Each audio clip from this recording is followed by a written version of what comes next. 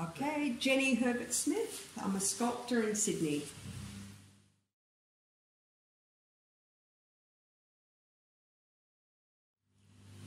I've always enjoyed the arts. As a young girl, I've always enjoyed art, but I didn't study art at school.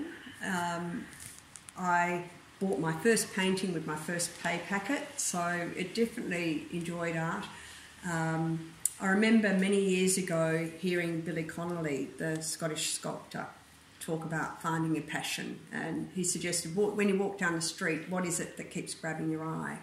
And for me, it was the architecture, but it was also the art galleries. And my eye would always be drawn to the art gallery.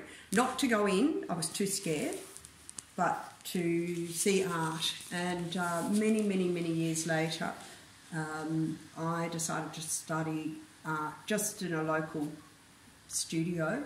And I thought I'd be painting, actually, but in fact, it was sculpture. Having my hands on something made sense to me. And I went from there and suddenly studied at National Art School and finished my Masters with you.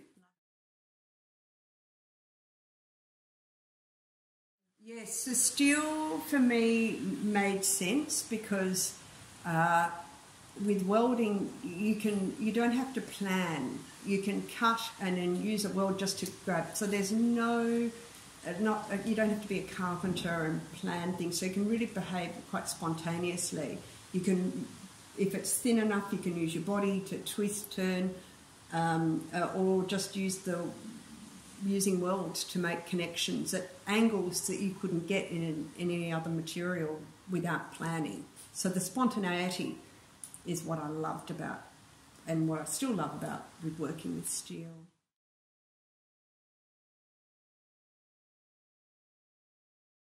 So the concrete came after many years of really working in just singular steel objects, and I really wanted to create larger works, but my own physical body I found really hard to do.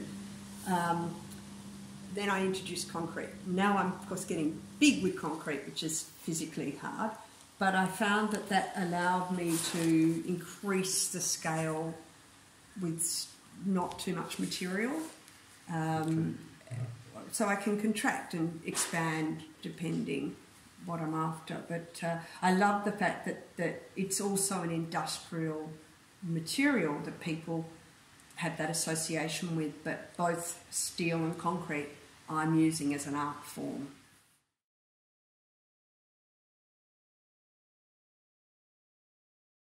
The colour is something again, when I was working just in steel, I used just a singular colour, mostly red. And I found after a while I was a bit frustrated with that, and I love collage in painting, so I wanted to look at, in a way, sculptural collage. So a lot of my work is that layered effect. So not just layered in material, but also in colour. And so I still keep to one colour besides the black and the grey, rather than a myriad of colours.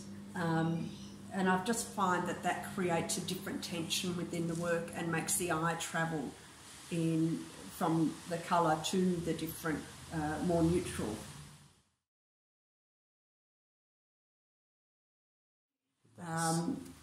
I look at my work as having a definite rhythm. I know when it's there and I know when it's not there, but I think it's musically based because I was brought up in a very musical family. I don't play any instrument, but I'm always listening to music. It's in my head all the time. I don't work listening to music, or even if I do, it becomes background noise. But there's a rhythm, and it's with moving my body, the way when I'm constructing my work, I'm moving in and out, and it's really like a sculptural dance. And so there's this intricate tie to music, which is probably more rhythm, but it's really important to me. And I look at the materials in a musical sense too, from the fine lines being sort of like high-pitched notes to the solid concrete being very definite, long, slowly played notes. And to me, it's that having that variation that gives you that musicality, rhythm to the work. It's part of my process without me even knowing.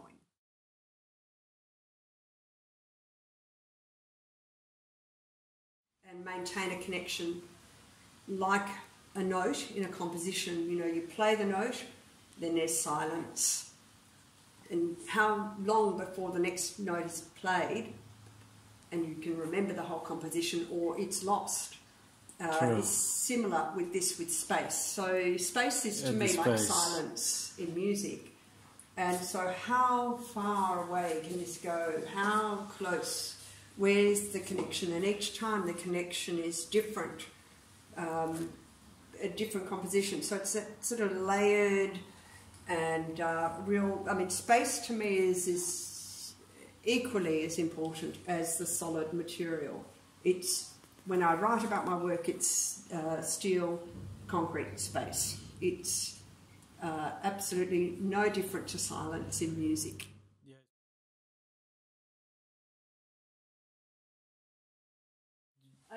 I want them to see it like a painting initially, where it's as a whole. So as you walk into the space, whether it's a gallery, a courtyard, or a public space even, to see the work as one. But as you move towards the work and move, if it's one composition, you move around it or change. If it's a series of compositions placed near each other, again, you've got the relationship between each. I want that slow unfolding where it moves from just a visual to a physical. So that sort of phenomenological experience of how their body relates, how everything changes. And so ultimately, it really is about slowing people down to see what without this was just a space. When this is, it changes everything once you've got a piece, a work of art, or in that space, your relationship to it completely changes and you're seeing things differently.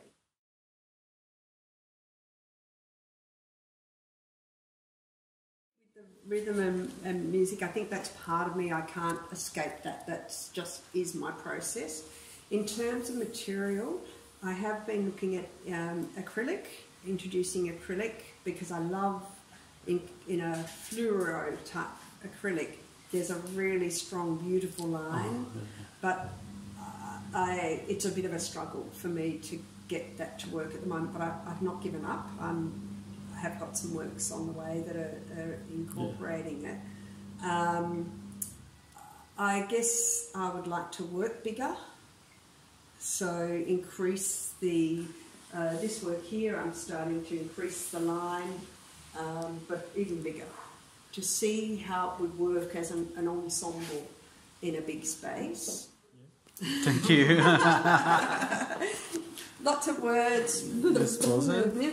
Maybe what else would you include something else with music?